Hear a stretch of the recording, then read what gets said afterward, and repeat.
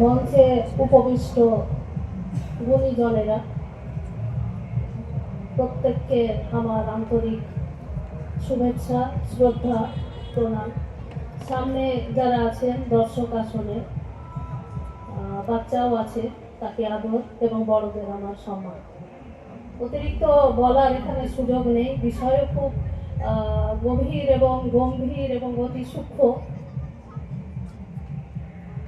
খুব অল্প কথায় বলা খুবই মুশকিল। আমার পূর্ববর্তী বক্তা যিনি ছিলেন, তিনি লালন নিয়ে, বা তারও আগে যিনি সুজাতা ম্যাডাম ছিলেন, তিনিও বলেছেন, আরও যারা, আমি সেই সময়টাই ছিলাম না। লালন ফকির আসলে একটা আবেগের নাম, আর আবেগ আমাদের ইমোশন যেটা, সেটা আমাদের জাগে আসলে চেতনার ভেতর থেকে। এখন এই যে চেতনা, এটা বোঝাটাই বড় কঠিন। কেউ একে বলে ঈশ্বর, কেউ বলে মনের বহিঃপ্রকাশ, এক একজন এক এক রকম বলেন আর কি। তো অনুভূতি প্রবণ মানুষ পৃথিবীতে খুবই মূল্যবান। যারা অনুভূতি প্রবণ হন, তারা ঈশ্বরের একটা প্রতিভূ হিসেবে হয়তো কাজ করেন। তো সেই হিসেবে পৃথিবীর যত শিল্প, সাহিত্য, যত মনের কথা, সমস্ত কিছু নিয়ন্ত্রণ করেছে এই অনুভূতি। তো লালন ফকিরের অনুভূতি গানে যেভাবে প্রকাশিত, তার মধ্যে সুফিজম, সুফিবাদ, এই যে আরেকটা অনুভব, বাউলের সঙ্গে সুফি, এটা থাকাটা খুবই স্বাভাবিক। কারণ সারা বিশ্বের ইতিহাস আমরা যদি চর্চা করি বা সাহিত্য যদি আমরা পড়াশোনা করি, তাহলে আমরা দেখব যে আমাদের মহাদেশগুলো আলাদা হতে পারে, আমাদের ভাষা আলাদা হতে পারে, আমাদের লেখার যে কাহিনীগুলো আলাদা হতে পারে, কিন্তু অনুভূতিগুলো এক, বিষয়গুলো এক। যে সময় ভারতবর্ষে রামায়ণ মহাভারত রচিত হচ্ছিল, ঠিক সেই সময় মহাকাব্য রচিত হচ্ছিল গ্রিক দেশে।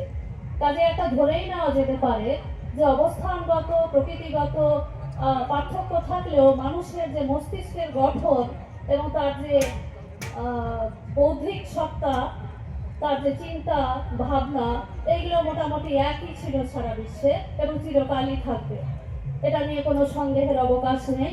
কাজে এখানে যখন বাউল চিন্তা ভাবনায় আসবে, আধ্যাত্মিকতায়, তখন পারস্যে সেখানে সুফিজম কিছুটা হয়তো মিলবে। কারণ জীবাত্মা এবং পরমাত্মা, জীব এবং ঈশ্বর, এই দুই জিনিস খুব প্রাসঙ্গিক মানুষের কাছে। মানুষের মধ্যে ঈশ্বর আছে নাকি ঈশ্বরের সৃষ্টি মানুষ, এটা একটা বিতর্কিত বিষয়, যে যেভাবে এটাকে নিতে পারে। মানুষ, এক ধরনের মানুষ মনে করেন, ইসলামী অনুশাসনে শাসিত, তারা মনে করে যে ঈশ্বর, আল্লাহ মানুষের মধ্যেই আছে। এটা আরেক দল মানে না, কিন্তু এটা অতি সূক্ষ্ম একটা ধারণা। যে অনেক সময় এরকমও তারা বলেছে যে আমার মধ্যেই সবকিছু আছে। এটা অতি সূক্ষ্ম একটি বিষয়, এটা অনুভবের বিষয়। যে যেভাবে এটাকে নিতে পারবে, সে সেভাবে এটাকে নেবে। তবে প্রত্যেকটার সঙ্গে প্রত্যেকটারই যোগ আছে, কোনোটাই কোনো চিন্তা ভাবনা বিচ্ছিন্ন নয়। হয়তো পার্থক্য কিছু আছে অনুভূতির ক্ষেত্রে, কিন্তু ধারণাগুলো যেহেতু একটা স্তরে এসে কোথাও মিশে যাবে।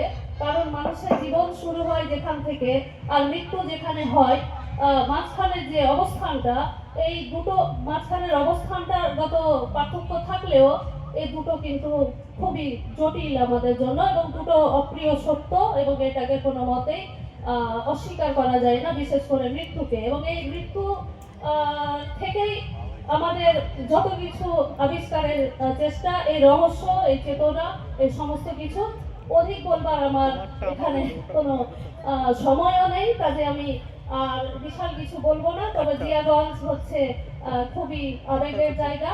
জিয়াগঞ্জ হচ্ছে সুফি বাউলদেরই জায়গা আমি বলবো, কারণ এইখানে যে নদী তীরবর্তী যে অঞ্চল, আর তার সঙ্গে জিয়াগঞ্জের বিখ্যাত যে অনেকে গুণী মানুষ সেখানে চিরকালই ছিলেন, আছেন এবং থাকবেন। এবং এখন পুরো বিশ্ব জুড়ে যে সুফি গানের যে একটা প্রবাহ আছে, বিখ্যাত গানগুলো জিয়াগঞ্জের শিল্পী সেটাকে একবারে কি বলবো বহির্বিশ্বে সারা বিশ্বে প্রচারিত করে চলেছেন। তার নাম আপনারা সবাই জানেন, অরিজিৎ সিং। সে আমাদের সবার সারা ভারতবাসীর গর্ব। কাজে জিয়াগঞ্জ হচ্ছে একটি আবেগের নাম, জিয়াগঞ্জ হচ্ছে একটি সাধনার নাম, জিয়াগঞ্জ হচ্ছে আধ্যাত্মিক একটি জায়গা। কারণ এই অনুভূতির স্তর যদি সাংঘাতিক পর্যায়ে না থাকতো, তাহলে এই যে সুফিজিম বলি, বাউল বলি, কিংবা বৈষ্ণবীয় ধ্যান ধারণা বলি, ভক্তি মার্গের গান ওইভাবে কেউ গাইতে পারতো না। এটা বলে আমি শেষ করছি। ধন্যবাদ।